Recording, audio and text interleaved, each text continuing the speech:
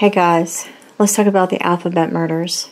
The Alphabet Murders, also known as the Double Initial Murders, are an unsolved series of child murders which occurred between 1971 and 1973 in Rochester, New York.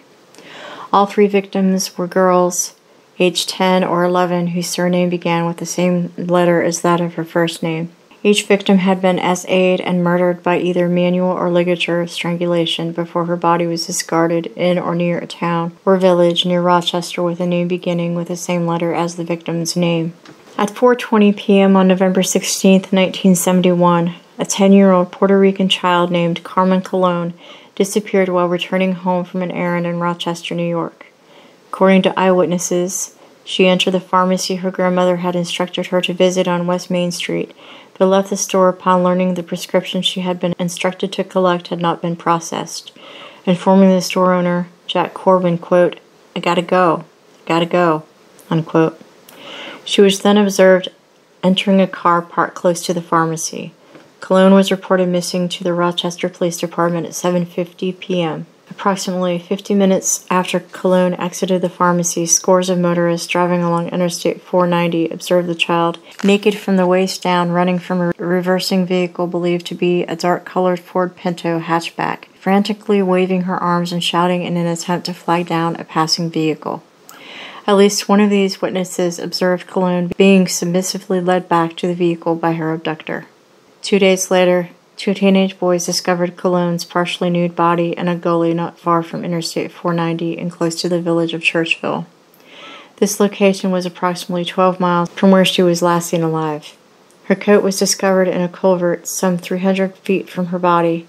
Her trousers were only discovered on November 30th, close to the service road where numerous motorists had observed her attempting to escape her abductor. An autopsy revealed that, in addition to having been AR'd, the child had suffered a fracture to her skull and one of her vertebrae before she had been manually strangled to death. Furthermore, the body had been extensively scratched by fingernails. Both the murder of Colon and the fact that no individual who had observed the child attempting to flee from her abductor alongside Interstate 490 had attempted to offer her any assistance generated intense public outrage. Two New York newspapers, the Times-Union and the Democrat and Chronicle, initially offered a combined reward of $2,500 for information leading to the arrest and conviction of her murderer, and all information each publication received was related to police.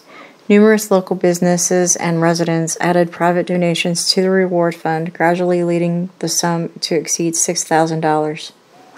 Although police interrogated several suspects in the months following Colon's murder, all were cleared of involvement. And by December 21st, the number of investigators assigned to the case on a full-time basis was decreased to 3. In early 1972, 5 large billboards, each measuring 30 feet by 12 feet, were erected alongside major Rochester expressways. Each bore an 8 feet high picture of the child alongside the headline, "Do you know who killed Carmen Colon?" Free use of these billboards was given for 1 month by the Rochester Outdoor Advertising Company. Each offered a $6,000 reward for information leading to the arrest and conviction of Colon's murder or murderers, in addition to displaying the telephone hotline number and postal address. Each established the previous November to encourage the public to submit anonymous information. Although this tactic generated several new leads, all failed to bear fruit. 17 months later, at approximately 5 p.m. on April 2nd, 1973, 11-year-old Wanda Walkowicz disappeared from the east side of Rochester while returning home from an errand. According to the owner of the delicatessen Walkowicz had been instructed to visit, the child had purchased the groceries she had been instructed to buy at approximately 5:15 p.m. before she had begun walking alone down Conklin Avenue. Wanda was reported missing by her mother Joyce at 8 p.m. Police immediately launched an intense search to locate Wanda. Almost 50 detectives searched several square miles of the terrain around her home, the delicatessen, and areas around the Genesee River, where she had been known to play. These searches failed to locate the child, although several neighborhood residents recalled observing Wanda, struggling to carry the bag of groceries, walking just north of Avenue B. 3 classmates specifically observed her bracing the bag against a fence so that she could improve her grip as a brown vehicle drove past her. Wanda's fully clothed body was found by a police officer at 10:15 a.m. the following day, discarded at the base of a hillside along an access road to State Route 104 in Webster, approximately 7 miles from Rochester. The position of her body indicated that she had likely been thrown from a moving vehicle, with her body rolling down the embankment. An autopsy revealed that she had been SA'd, then strangled from behind with a ligature, most likely a belt. Several defensive wounds indicated Wanda had fought her murderer. In addition, her body had been redressed after death. The autopsy also revealed traces of semen and pubic hair upon the child's body. Furthermore, several strands of white cat fur were found upon her clothing, although Wanda's family did not own a pet with fur of this color. As had been the case with Carmen Colon, investigators established an anonymous telephone hotline in addition to distributing numerous flyers throughout Rochester appealing for information. A reward of $10,000 for information leading to the arrest and conviction of Wanda's murder was also established. These police inquiries produced an eyewitness who informed investigators that as Wanda had walked home from the delicatessen on the evening of April 2nd, he observed the child standing alongside the passenger door of a large brown vehicle conversing with the driver. This eyewitness was unable to obtain a clear view of the occupant of the vehicle, although the location of the sighting was just 0.2 of a mile from Wanda's home.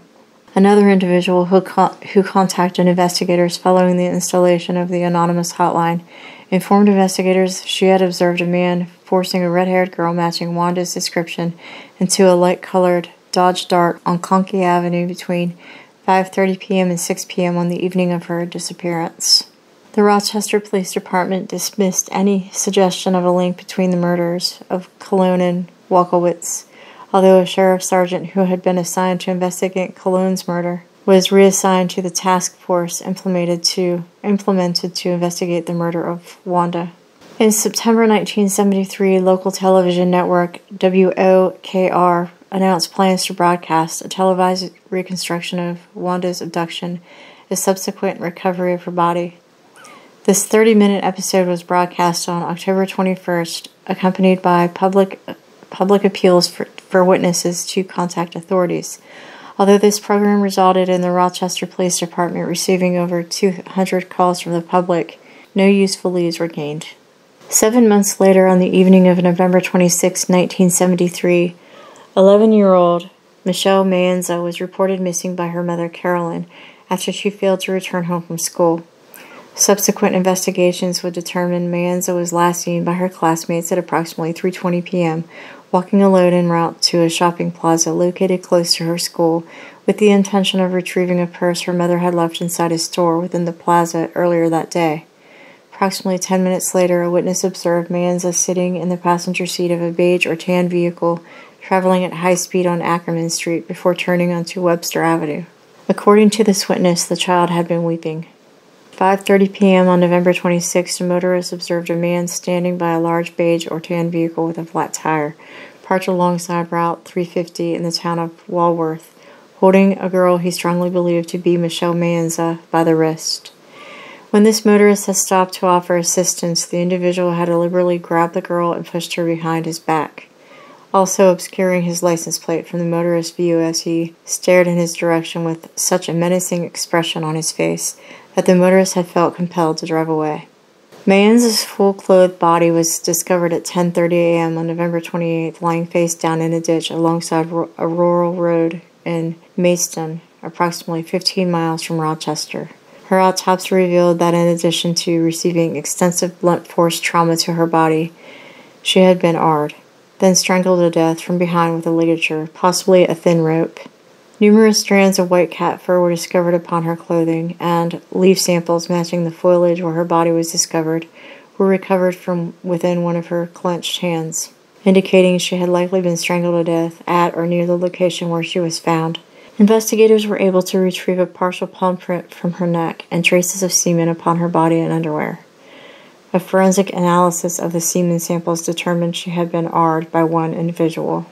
An analysis of the contents of her stomach revealed traces of a hamburger and onions, which had been consumed approximately 1 hour before her murder, giving credence to earlier reports of a girl matching her description having been seen in the company of a Caucasian male with dark hair, aged between 25 and 35, approximately 6 feet tall, and weighing 165 pounds, both at a fast food restaurant in the town of Penfield at approximately 4:30 p.m. on the afternoon of her disappearance, and alongside Route 350 approximately 1 hour later. Carmen Colon, Wanda Walkowitz, and Michelle Mayenza were each laid to rest in Rochester's Holy Sepulchre Cemetery. Carmen's funeral was conducted on November 22, 1971. Her funeral mass was attended by 200 mourners. Wanda was laid to rest on April 6, 1973. She was laid to rest in a small white and gold casket following a service officiated by the Reverend Benedict Emin. Michelle's funeral was held at the Corpus Christi Church on December 1, 1973. Her open casket funeral service was attended by scores of mourners. At the conclusion of Michelle's funeral service, her father, Christopher Mayenza, stated to other mourners, quote, "She was a sweet little girl. She didn't fight much," unquote. All three child murders generated intense public outrage. Each received intense publicity. Following the murder of Michelle Mayenza, investigators released a composite drawing of the individual seen with the child by numerous witnesses to the media. They also installed a telephone hotline exclusively devoted to the manhunt for the perpetrator, whom they strongly suspected had committed all three murders. Anonymity was again offered to any caller offering information, and a reward was again offered for any information leading to the arrest and conviction of the perpetrator. Although these efforts resulted in numerous calls from the public, no credible suspect was located.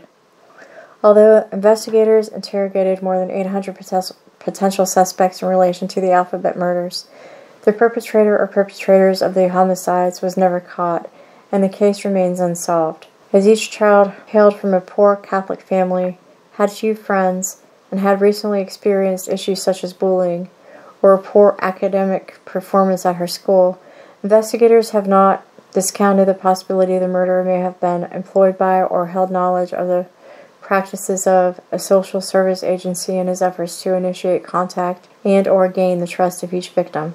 All three victims were pre-adolescent females who had disappeared from Rochester in the early afternoon on days of light or heavy rain, and whose bodies were later discovered within nearby towns.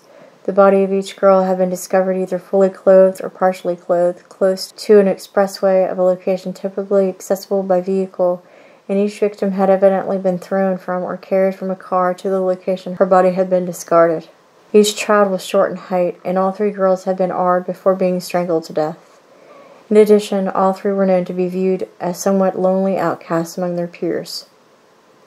Furthermore, an analysis of the stomach contents of both Wanda and Michelle revealed both girls had ingested food shortly before their death, which neither girl is known to have eaten prior to her disappearance, and the bodies of both girls have been redressed after death. Both contemporary and current investigators have stated the possibility each victim had been selected due to the double initials of her name is extremely unlikely. As for an offender to pre-select his victims for this incidental reason, would have likely involved his stalking his victim over an extensive period of time, thus increasing the risk of his being noticed. Furthermore, some investigators believe that, although the murders of Wanda and Michelle may have been committed by the same individual who had lured the girls to their deaths, the overall modus operandi of the murder of Carmen Colon strongly indicates her murder had been committed by an individual known and possibly related to her, as opposed to an individual unknown to her, who had abducted her by force. In the case of Carmen Colon, her uncle Miguel Colon is considered by investigators to be a strong suspect in her murder. Miguel was the brother of Colon's father, Justiniano. Following the separation of Colon's parents, he had formed a relationship with her mother, Guillermina, becoming known to Colon as Uncle Miguel. Typically, on occasions, Colon walked to the pharmacy to collect family prescriptions. She had been accompanied by her grandfather, Felix, although on the date of her disappearance, Colon had pleaded with her grandparents to be allowed to walk to the pharmacy unaccompanied. Just weeks prior to Colon's abduction and murder, her uncle is known to have purchased a car closely matching the vehicle seen by eyewitnesses reversing upon Interstate 490 in pursuit of the child. Investigators did conduct a search of this vehicle shortly after her murder, discovering the interior and exterior of the car had been extensively cleaned, and the trunk had been washed with a strong cleaning solution. Questioning of the dealership, which had recently sold the vehicle to Miguel, revealed the trunk had not been washed with the detergent prior to sale. Moreover, a doll belonging to the child was found in his car. Although Colon's relatives informed investigators she had frequently traveled in Miguel's vehicle and may have had left the toy in his car. Furthermore, according to a friend, 2 days after the death of his niece, Miguel had informed him of his intention to leave the country as he had done something wrong in Rochester. He relocated from Rochester to Puerto Rico just 4 days after the murder of his niece. Investigators did travel to San Juan to question Miguel in March 1972, although local newspapers published articles detailing police intentions to question him, resulting in Miguel fleeing from authorities. Miguel surrendered to authorities on March 26 and agreed to be extradited back to Rochester to face questioning. Miguel Colon was unable to provide a credible alibi for his movements on the date of his niece's murder, and no individual could be located to corroborate his claims regarding his whereabouts. Despite strong circumstantial evidence attesting to Miguel's guilt, no physical evidence was located at the crime scene or within his vehicle to link him to the murder. Miguel Colon took his own life in 1991 at the age of 44 following an incident of domestic violence in which he shot and wounded both his wife and his brother. One individual considered a strong suspect in the Alphabet murders is a 25-year-old Rochester firefighter named Dennis Termini. Termini was a prolific serial offender known as the Garage R, who is known to have committed a minimum of 14 Rs of teenage girls and young women between 1971 and 1973. He is also known to have owned a beige vehicle similar in description to the vehicle observed by several eyewitnesses in the abductions. Moreover, he is known to have lived at an address on Box Street, an address close to the area victim Michelle Manzo was last seen alive. 5 weeks after the death of the final victim of the Alphabet murders, on January 1, 1974, Termini is known to have attempted to abduct a teenage girl at gunpoint, although he fled the scene when the teenager refused to cease screaming. Shortly thereafter, he abducted another potential victim, although on this occasion he was pursued by police, culminating in Termini taking his own life by shooting himself in the head. A subsequent forensic examination of Termini's vehicle did reveal traces of white cat fur upon the upholstery. In January 2007, Termini's body was exhumed to obtain a DNA sample for comparison with the semen samples recovered from Wanda's body. The results of this test confirmed Termini was not responsible for her murder. However, no physical evidence retrieved from the bodies of Colon or Manzo exists for comparison with Termini's DNA. Another suspect in the Alphabet murder is serial killer Kenneth Bianchi, who at the time of the murders worked as an ice cream vendor in Rochester. He is known to have worked at locations close to the first 2 murder scenes. Bianchi had relocated from Rochester to Los Angeles in January 1976. Between 1977 and 1978, he and his cousin Angelo Buono Jr. committed the Hillside Strangler murders of 10 girls and young women between the ages of 12 and 28. Bianchi was never charged with the Alphabet murders and has vehemently denied any culpability in the homicides. He has repeatedly attempted to have investigators officially clear him of suspicion. However, while residing in Rochester, he is known to have driven a vehicle of the same color and model as a vehicle seen near one of the abduction sites. In April 2011, a 77-year-old man named Joseph Nasso was arrested in Reno, Nevada for the murders of 4 women in California committed between 1977 and 1984, all of whom were believed to have been prostitutes, and each of whose surname began with the same letter as that of her first name. Nasso was a New York native who had lived in Rochester during the early 1970s and who is known to have regularly traveled between New York and California. Initially described by authorities as a person of interest in the Alphabet murders, DNA testing has confirmed Nasso's DNA is not a match to the semen samples recovered from the body of Wanda. Nasso was brought to trial on June 18, 2013, charged with the murder of the 4 California Alphabet murder victims. He was unanimously convicted of each murder on August 20th. On November 22, 2013, he was formally sentenced to death. In 1995, the mother of Carmen Colon made her first public statement regarding the murder of her daughter. In this interview, granted to Democrat and Chronicle reporter Jack Jones, her mother stated that although she had lived her entire life in poverty, If she could have only one thing before her own death, it would not be wealth, but knowing who had murdered her daughter, adding, quote, "If I could die knowing who killed my Carmencita, I could die more peacefully than I have lived. It is the only thing I want in my life, to know that this person had to pay for the terrible things she did to my little girl. If the person who did this could have any compassion, he would see the pain and suffering the families of these little girls have gone through for all this time," unquote. The Democrat and Chronicle newspaper published a series of articles focusing on the ongoing police investigation into the Alphabet murders in 2009, appealing for public information with view to closing the case. These articles resulted in the Rochester Police Department receiving approximately 20 new leads of inquiry. Although all leads received were pursued, none resulted in the apprehension and conviction of the perpetrator. Nonetheless, a police spokesman has stated the Rochester Police Department remains committed to solving the case.